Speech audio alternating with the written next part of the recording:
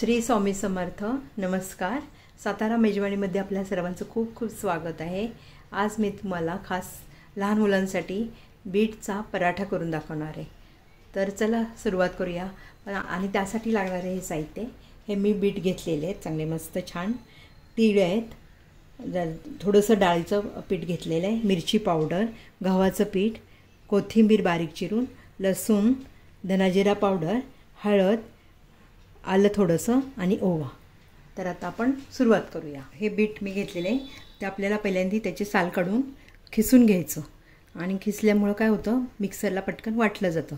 आणि बारीक तुकडे करून घेतले तर तरी पण चालेल, पण मी आता असं करणार आहे, साल काढून त्याचे खिसून घेणार आहे दोन्ही.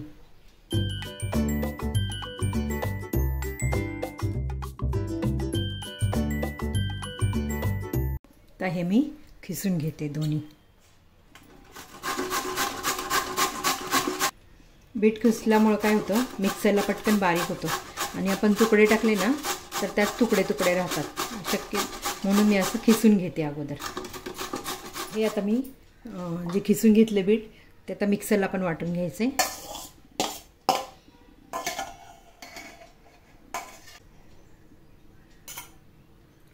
ह्यात हिरवी मिरची घालायची आपल्याला. 2 मी मिरच्या हिरव्या घातल्यात. आल्याचे तुकडे घालायचे.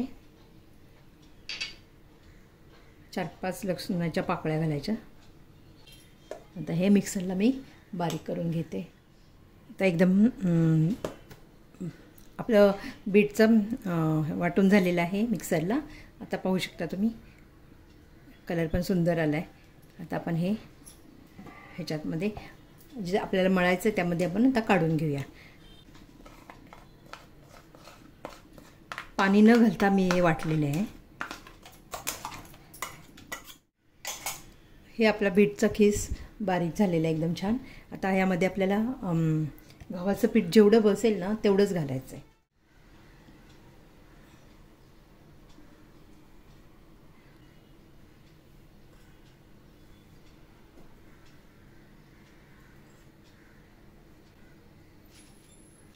गव्हाचं पीठ मी घेतलेलं आहे आणि 2 चमचे डाळीचं पीठ घेतलेलं आहे.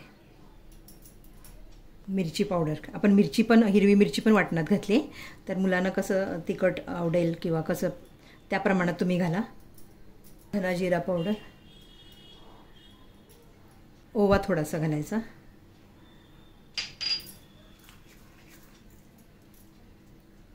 हळद थोडीशी घालायची, थोडी घालायची, जास्त नाही घालायची, कारण कलर चेंज होतं ना पराठ्याचा. कोथिंबीर बारीक चिरून घालायची. आणि ह्यात महत्त्वाचं म्हणजे आपल्याला तीळ घालायचे, खूप छान लागतात तीळ. आणि तिळामध्ये कसं कॅल्शियम भरपूर आहे, मुलांना पण खाऊ घालायचं. मीठ तुम्ही स्वादाप्रमाणे किंवा कमी जास्त घालू शकता. आता हे अगोदर आपण मिक्स करून घ्यायचे, व्यवस्थित सगळं मिक्स करून घ्यायचं. पाणी लागणारच नाही आहे, पण आपल्याला समजा वाटलं जरा पाणी पाहिजे, हात तेलाचा पाणी, तर थोडंसं घ्यायचं. जे आपण मिक्सरला वाटलेलं त्यात थोडंसं, अगदी थोडंसं पाणी घालून, कलर पण छान येईल म्हणून त्याच्यात थोडंसं पाणी घालायचं, वाया जाईल ना ते. बीट कसं आहे, बीटमध्ये खूप फायबर असतं. सॅलडमध्ये सुद्धा आपण त्याचा वापर करतो. रोज आपलं बीट खाण्यात पाहिजे, लहान मुलांना पण द्यायचं छान. समजा खात नसतील तर तुम्ही शिजवून द्या जरा. पण ह्याला थोडंसं ना तेल लावूया, म्हणजे कसं मऊ पडेल. एक 5 ते 10 मिनटं आपण ठेवून देऊया.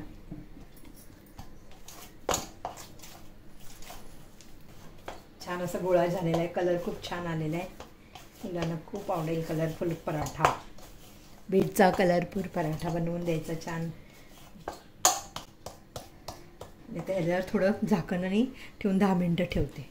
केला तरी चालेल, कारण कधी डब्याला पण द्यायचं असतं ना, तर तुम्ही लगेच केले तरी चालतील. आणि ह्यात तुम्ही थोडं पनीरचं थोडंसं सारण करून त्यात तुम्ही घालू शकता, मुलांना अजून आवडेल.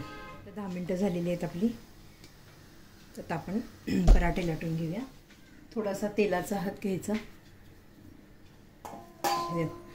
किती छान मुलायम पीठ आपला झालेलं आहे तयार, पाहू शकता तुम्ही.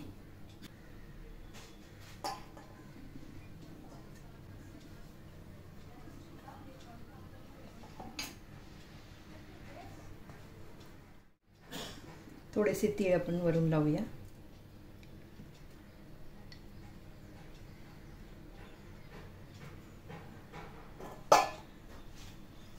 झालेलं आहे आपला लाटून. आता त्याला आपण आता तेल लावायचं थोडं तव्याला. थोडा तवा जास्तच गरम झाला आहे, थोडा बारीक करून ठेवायचा, नंतरच मग टाकायचा, नाहीतर पराठा चिकटतो तव्याला. म्हणून समजा जास्त जर तवा आपला गरम झाला असेल तर गॅस थोडा वेळ बंद करा किंवा थोडा स्लो करा.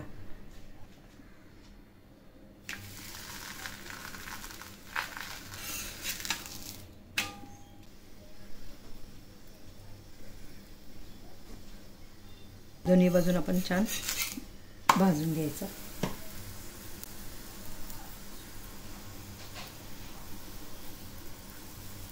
मुलांना कसं आपण वेगवेगळ्या पद्धतीने ट्रिक एखादी वापरून कसं खायला घालायचं. ती मुलं खात नाहीत, बीट खात नाहीत. मग असं टिफिनला आपण असं छान कलरफुल पराठा दिला की आवडीने खातात.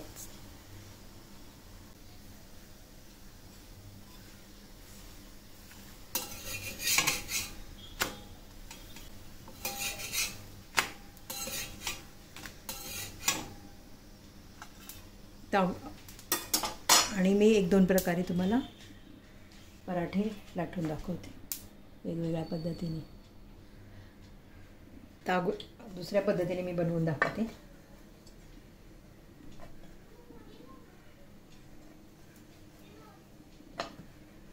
आपण चपाती लाटतो त्या पद्धतीने पण केला तर छान फुलतो, उलट फुगतो छान.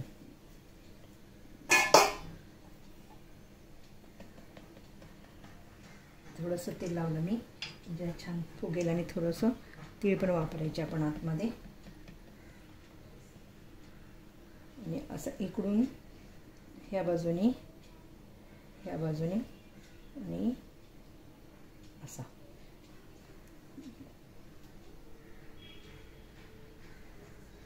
चौकोनी छान असं करायचा.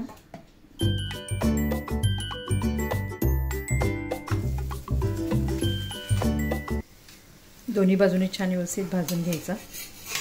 हा पराठाचा म्हणजे आपण हा वेगळ्या पद्धतीचा पराठा दिला ना की मुलांना जरा वेगळं हे असतं ना खाण्याचा, म्हणून आपण वेगवेगळ्या पद्धतीने असे द्यायचे. हा दुसऱ्या पद्धतीने मी जे लाटलेला पराठा मी चपातीप्रमाणे करून दाखवते. 3 प्रकारे तुम्हाला मी पराठे करून दाखवले. त्यातला कुठलाही एक पराठा तुम्हाला आवडेल तो बनवू शकता.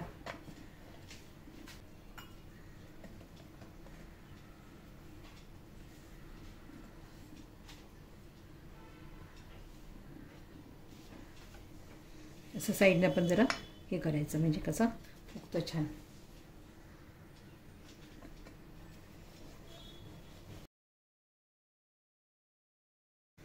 काळे तिळे जरी तुम्ही लावले ना तरी चालतील, ते पण खूप हे आहेत.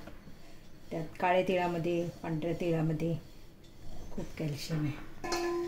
तर आपण हा भाजून घेऊया.